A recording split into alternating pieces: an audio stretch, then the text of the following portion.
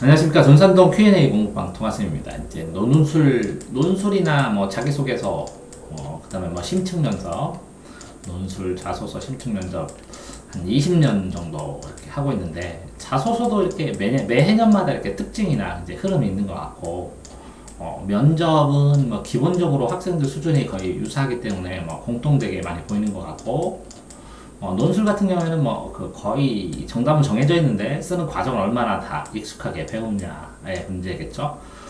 여기 보면 생기부를 쓰는데 자율 동아리, 이제 동아리 측면에 대해서 이제 잠깐 팁을 말씀드리려고 녹화를 합니다. 자, 수의사를 꿈꾸는 꼭 실현하시기 바랍니다.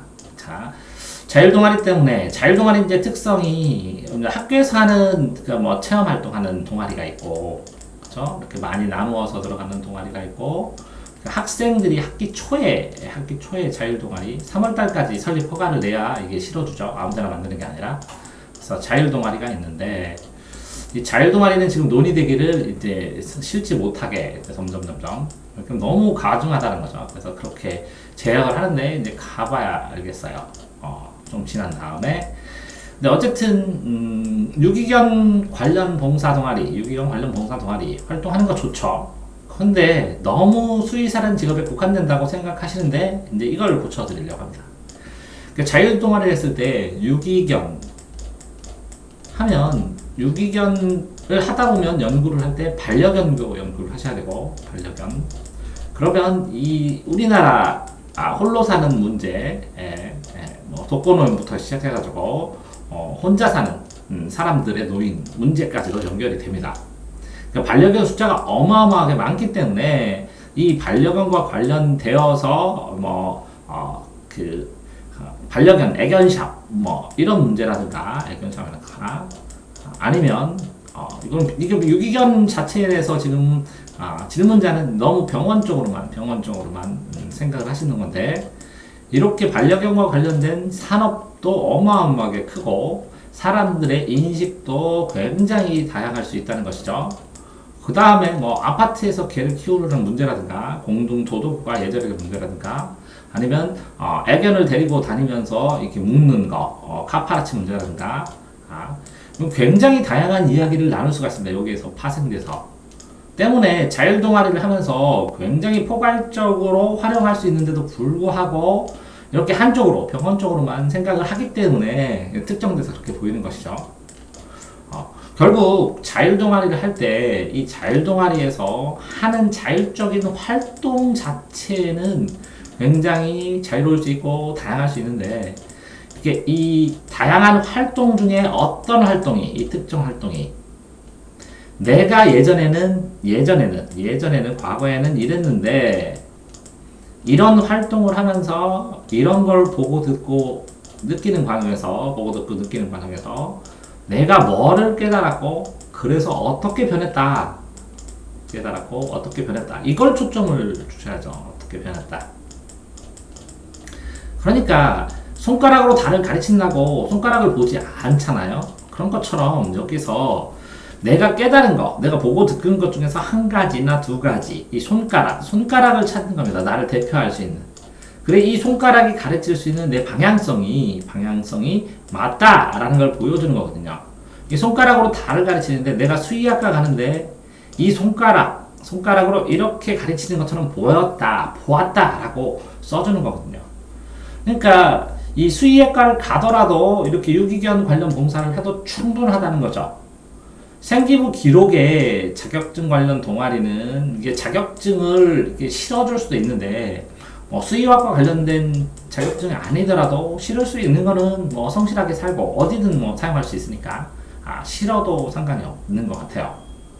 근데 이제 실제적으로 지금 이 학생이 수의대를 간다고 어마어마하게 지금 수의대에 대한 딱 찍어가지고 수의대 근접 활동만 하려고 하는데, 그러지 말고 넓게 활동을 하고 점점 이렇게 좁혀가는 형태로 직접적으로 관련된 거는 고의 말력, 고의 말 정도만 해도 충분하고, 이 넓게 다양한 사람과 탐색하면서 내가 무언가 보고 느낀 것이 어떤 걸 깨달아서 어떻게 적용시키려고 하고 어떻게 변화하려고 노력했는지를 기록해 놓으면 된다는 것이거든요. 따라서 자율동아리를 만들 때 굉장히 다양한 부분의 학생들이 중, 고1 때 참여하는 것은 굉장히 장점도 될 수 있거든요. 그래서 여러 가지 시각이나 시점을 배우고 이 시점들 다르잖아요. 나는 이렇게 수의대라는 시점을 가지고 있는데 그런데 각자 A라는 시점, B라는 시점, C라는 시점들을 보고 활동하는 걸 보고 내 중심으로 수의대를 가려는 나의 중심으로 재구성해서 나중에 설명하고 하면 되는데 그때 이 동아리 활동 자체가 중요한 게 아니라는 거죠. 동아리 활동 자체가 중요한 것이 아니라 동아리에서 내가 어떤 활동을 했고 내가 한 활동, 내가 한 역할, 내가 본 거, 내가 느낀 거 뭐 이렇게 나를 중심으로 다시 정리해서 놓아야 된다는 거죠. 그래야 나중에 이 정리한 내용을 담임 선생님이나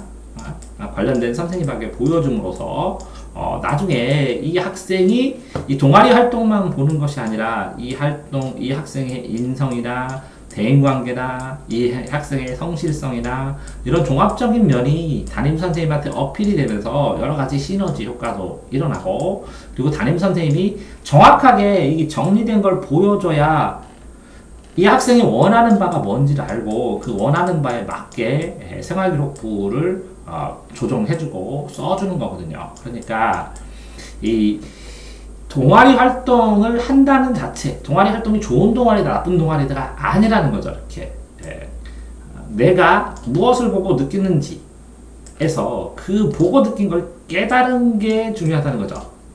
그러니까 수필도 이렇게 자기 경험을 다 쓴다고 수필이 되는 게 아니죠. 깨달음, 본인의 깨달음을 깨달음, 본인이 생각하고 이해하고 깨달은 것들을 써줘야 수필인 것처럼 이게 본인의 깨달음, 변화를 정리하고 그것들을 객관적으로 좀 보이고 객관적으로 실제적으로 이 학생이 이걸 했다. 그때 이런 걸 느끼는 건 가치 있는 것이다. 느낄 법하다. 그리고 이런 걸 느끼는 걸 실제적으로 얘가 노력에 의해서 우연이 아니라 노력에 의해서 발생을 했고 이런 노력들이 이 수의대에 진학했을 때 확실히 이 공부할 때 도움이 되고 그다음에 영향을 준다라는 것들을 찾아 놓아야 된다는 것이죠. 그러니까 이제 답변을 드리면 어쨌든 제일 중요한 거는 수의대를 가려면 제일 중요한 거는 내신입니다. 유일하게 내신이 공신이니까 내신인 공신을 해치지 않는 범위에서 동아리 활동을 하는데 동아리 활동을 통해서 본인이 느끼고 배웠던 것을 정리해 놓을 줄 알아야 된다는 것이고 이 정리했을 때 그 마음가짐, 그 상황, 그 마음 그래서 내가 어떤 변화가 되어 있는지를 면접에서 당당하게 얘기할 수 있도록 그럼 표정에서도 나오고 다 나오거든요. 면접까지 갔을 때 그러니까 면접에서 이야기할 수 있도록 정리를 해놓고 어떻게 보면 이런 상황을 만들고 이야기거리를 만드는지도 모르겠어요. 그래서 컨설팅 할 때 이런 상황과 이런 이야기거리들을 어떻게 만들고 활동하라고 이렇게 조언을 하기도 하는데 본인이 스스로 노력하고 연구를 해서 최종적으로는 면접 장소에 이걸 물어봤을 때 내가 얼마나 효용성으로 깨닫고 정리하고 노력했는지를 어필할 수 있어야 된다는 것이죠. 그 정도면 되는 것이지 이 동아리 자체에